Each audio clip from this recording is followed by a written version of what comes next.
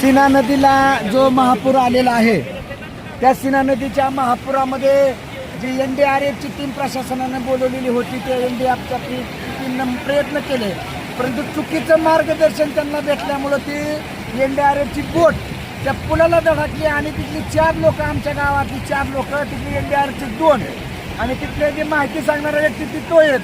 आणि असं झाल्यामुळे ते आता शेवटी जे मदतीला गेले त्यांनाच मदत इथल्या ग्रामपंचायत सरपंच वसंत जिल्हाडे सदस्य, अंकुशिंदे सरपंच, पोही दादा नगरे, पोलीस पाटील बळीराव, धनाजी नरुटे, पप्पू मस्के, बरोबर त्या ठिकाणी टकले परिवार, ॲडव्होकेट राहुल सावंत, त्यांचे सहकारी, तिथल्या सगळ्यांनी तेव्हा तिथं जी लोकांनी ते गरड आहेत त्या सगळ्यांनी ग्रामीण इथल्या ग्रामातल्या स्थानिक लोकांनी ह्यांना बाहेर काढलंय.